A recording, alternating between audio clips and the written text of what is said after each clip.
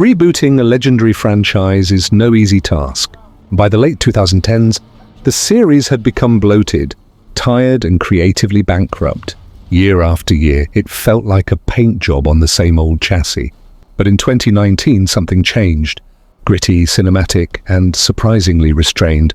This reboot wasn't just trying to recapture glory, it was trying to redefine it. And against all odds, it actually pulled it off. From the very first mission, you could tell this was something else entirely. Gone were the over-the-top set pieces and bombastic Michael Bay theatrics. In their place, tight, claustrophobic shootouts, a grounded tone, and shockingly intimate moments. It didn't feel like an arcade game anymore. It felt tactical, brutal, and unsettling. The gunplay was slower, heavier, more methodical. Every trigger pull had weight. Every shot had purpose. One of the biggest changes came with the engine. For the first time in what felt like forever, the series looked and sounded truly next-gen. Animations were fluid, lighting was realistic, and environments were finally destructible to a limited degree.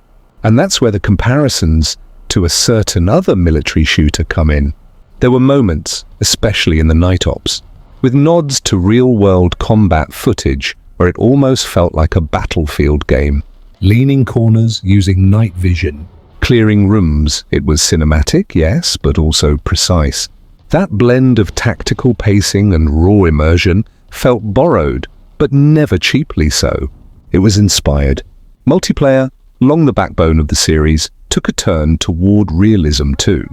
There were no superhero slide cancels, no fluorescent camos or cartoony streaks, just tight, map-focused combat where positioning and awareness mattered more than speed.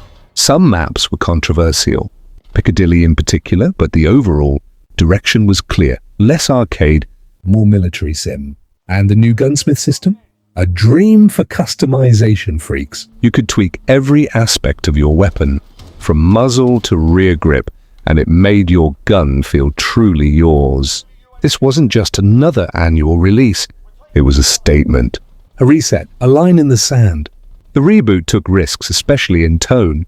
It dealt with modern warfare as more than just background noise. Civilians, collateral, moral gray areas, it didn't shy away from any of it. Some called it edgy, others called it propaganda, but no one could say it played it safe. It sparked debates, and whether that was calculated or sincere, it meant the game was actually saying something. MW 2019 gave the series a pulse again, a sense of purpose, a clean slate. By rethinking what the franchise could be, this reboot became the most grounded and mature entry in years. But for all its accomplishments, it also planted the seeds of its own undoing. The formula that felt fresh in 2019 quickly became the industry default, not just for this series, but for most major military shooters that followed. The realism, the tone, the pacing, everything that once felt risky was reused until it lost impact. What began as a bold new vision slowly hardened into a predictable mold. Still, judged on its own terms, the reboot brought massive improvements. Gunplay had never felt tighter. Recoil had punch, animations were fluid, and engagements carried real intensity. Little touches like weapon mounting, breaching doors, and tactical sprinting weren't just flashy, they added strategy. Suddenly corners mattered, sound mattered. The game pushed you to think before you pulled the trigger. The sound design elevated that even further. Every suppressed shot, ricochet, or distant explosion told you something. In multiplayer, it shaped behavior. Footsteps could give away a flank. Gunfire echoed through structures. You weren't just playing, you were listening. The audio was so immersive, it almost acted like a sixth sense. It's one of the most underappreciated aspects of this reboot and part of what made firefights so gripping. The campaign, without giving anything away, tackled modern conflict with uncomfortable honesty. You weren't always the hero. The characters were layered. Choices weren't clear-cut. And while some saw the narrative as provocative for the sake of headlines, others praised it for pushing boundaries. Regardless, it got people talking. And that alone marked a win for a genre often dismissed as shallow. But success brings shadows. Future games leaned hard into this exact formula. Same engine, same mechanics, same tone. Each new installment began to feel more like a cover version than a sequel. The unpredictability that once defined the reboot vanished. You could sense the rhythm of the campaign before it started. Multiplayer design choices became safer. Even innovations felt focus-tested. There was also an overcorrection in pursuit of realism. Movement became clunky. Time to kill shortened dramatically. Some maps favored campers, not creativity. The gunsmith, once a revelation, became bloated.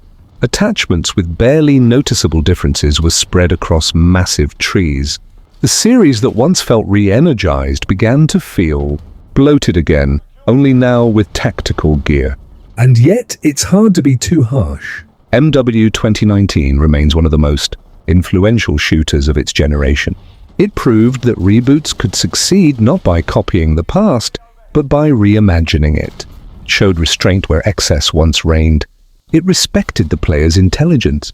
And above all, it cared about immersion, mood, and moment-to-moment intensity in ways few shooters ever had. The legacy of MW 2019 is complicated. On one hand, it resurrected a dying series and brought it back to relevance. On the other, it unknowingly created a formula that would be recycled into oblivion. The reboot didn't just succeed, it became the blueprint. But when everything follows the same blueprint, the magic fades. What was once daring slowly turned into routine. After the reboot, every entry that followed tried to replicate its tone, its mechanics, and its aesthetic. But what they missed was the spirit. MW 2019 was built on intent, a clear mission to evolve. Later titles became polished echoes. They had the same parts, the same pacing, the same style of campaign structure, but they lacked soul. It felt like the industry learned all the wrong lessons. Grit? Check. Realism? Check. Tactical systems? Check. But without surprise, without creativity, it all became noise. The multiplayer especially suffered. Instead of learning from what worked and evolving further, the same systems were rehashed. Gunsmith, once revolutionary, became overcomplicated. Movement systems started contradicting the realism the series once fought to embrace. Slide cancelling, bunny hopping, camera exploits, things the reboot avoided, crept back in. The identity that had been carefully rebuilt started crumbling under the weight of competitive metas and yearly schedules. Even the campaign formula became overly familiar. You could feel the beats coming, the shock moment, the moral choice, the quiet stealth segment, the betrayal, the emotional sacrifice. The structure, once refreshing, became expected. And while each installment had standout moments, the storytelling no longer carried the same punch. It felt like reboots of the reboot. It's not to say everything after failed. The groundwork laid by MW 2019 gave developers tools to build better experiences. The audio, the visual fidelity, the engine, they remain top tier. But the boldness, the edge, the willingness to rethink, that started to disappear. When a formula becomes sacred, risk becomes dangerous. And when risk is gone, so is innovation. The irony is clear. A game that once shattered expectations became the very mold it broke. That doesn't diminish what it achieved, but it does put its long-term impact into perspective. Instead of launching a new golden age, it launched an age of replication. Everything had to feel like the reboot, look like it, sound like it, play like it. The result? Burnout, fatigue, a growing sense that nothing new was on the horizon. And yet there's still hope. Because the core of that 2019 reboot wasn't realism or gun mechanics. It was clarity of vision. It knew what it wanted to be. It dared to pivot.